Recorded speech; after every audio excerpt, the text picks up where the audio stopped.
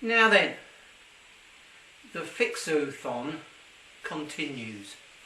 This is a lovely, I'm guessing 40s, 1940s, early 50s Calor gas oven. It's brilliant, really nice.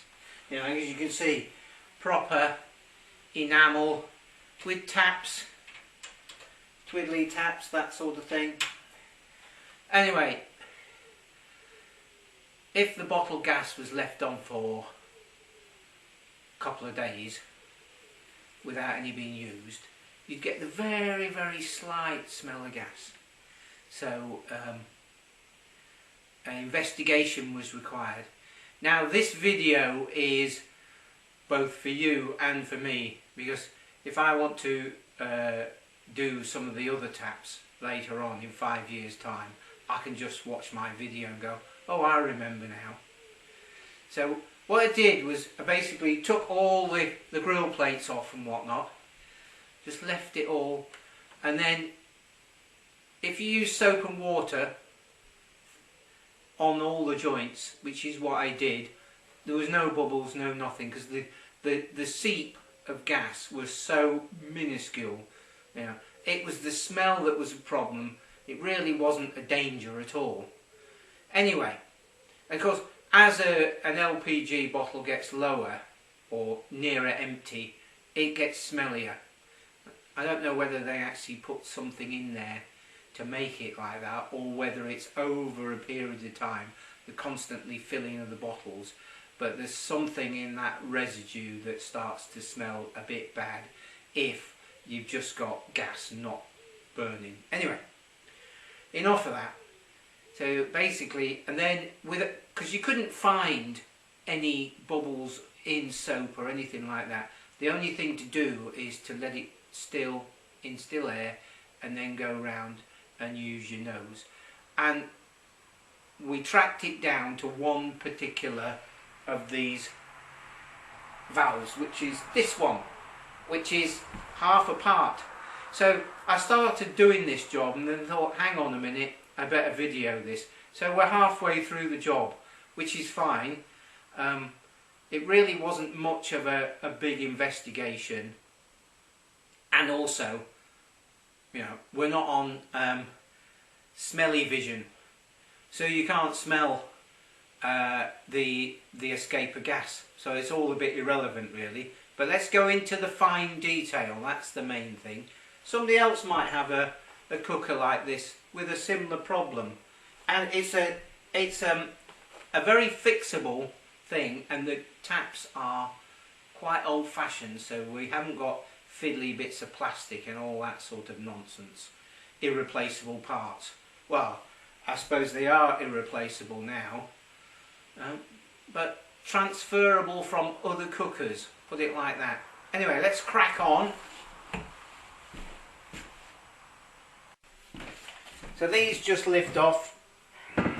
We're probably all very familiar with this sort of thing. And then the burners lift off. And when I refurbish this, you have to be careful. You have to just put a piece of wire the right size or a drill bit down all of the holes, and then take these out. These are the adjustment. They slow the air mixture down. If they're too wide, then the flame will be too high. If they're too far in, then the flame will be low. So you have to de-seize these, which means soaking them in something like, I don't know, diesel or any of the de-seizing sprays, and then maybe even warm. I think one of them I had to really warm up quite with the propane torch just to get it to shift. Imagine it's not been moved for 40 years. Anyway, that's not really. That's the grill. I think we're going to have to go onto wobbly camera maybe.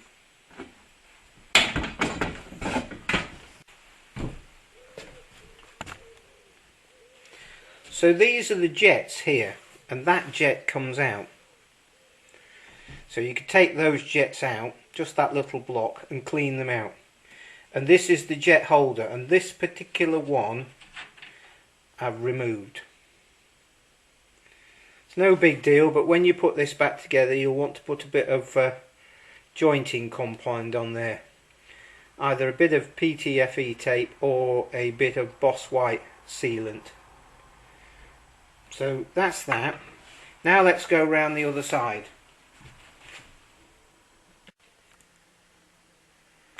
Okay, let's go on to the next one.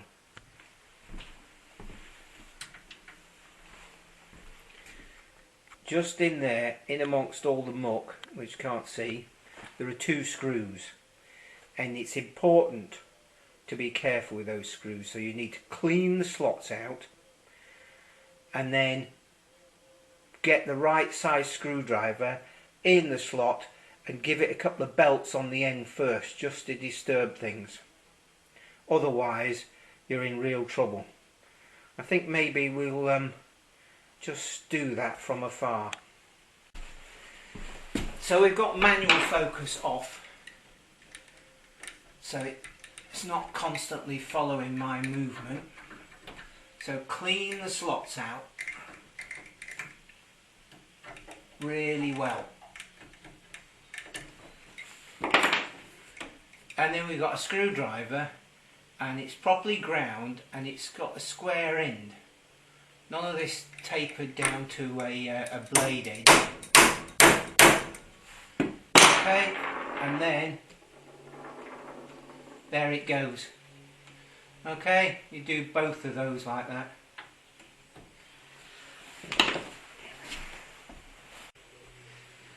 So when you remove this plate, there it is, and there's a spring in there. And on this boss here, and this all wants cleaning up, there is a key. And that key lines up with a notch in the valve body. So now I'm just going to remove the valve body, which is effectively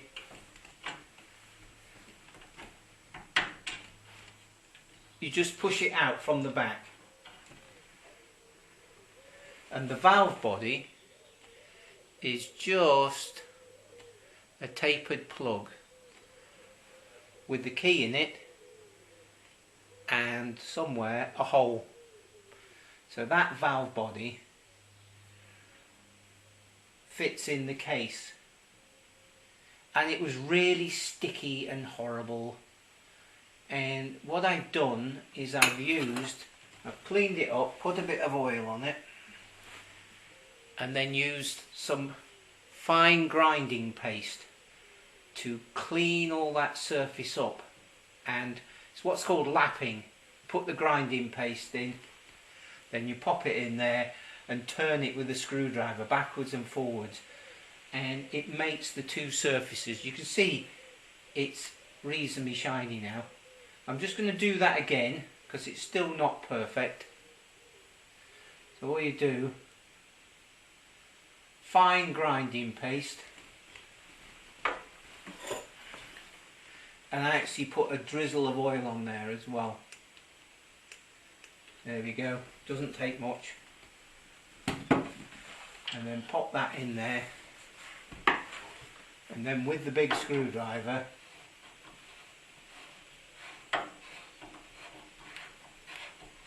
you've got to imagine that this hasn't been looked at since it was made.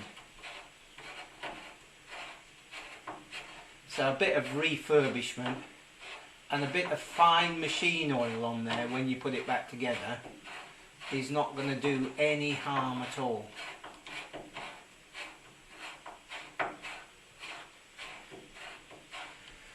I mean, it's not as if it's I mean, some of the inflammable gases you're not supposed to put oil on any of the fittings, but propane, I'm sure it'll be fine, and it's only the merest wipe. Looking at the state that this one was in, I think I'm going to have to do a few of these just to make sure they're right. but only after I put this back together and made sure that it doesn't leak. Actually, just here, I'm just looking here, I can see the identification label for this, so I'm just going to put the camera down and we'll show this. Anyway, there you go. I don't think it's got a date on it, just a number, 5009. Anyway, back to the job. So here we are now on wobbly cam. Can you see the internal faces of that valve body? Really nice and clean. Camera's having problems. Anyway, I'm going to clean everything up and get rid of all the old residue of oils and greases and put her back together.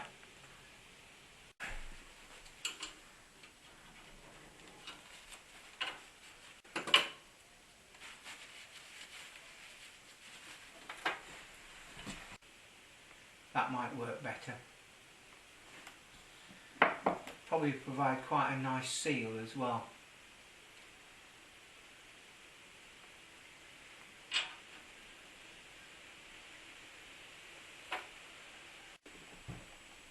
So that feels a bit better.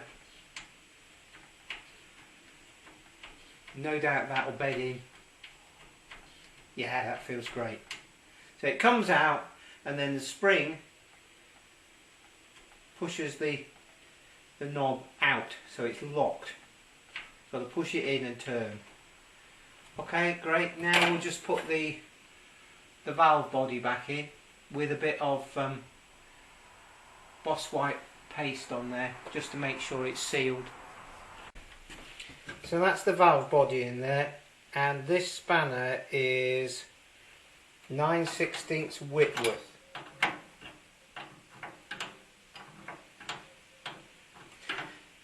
And you've got to have the right one, because these hexes on these jet body, or jet holder, are quite slim.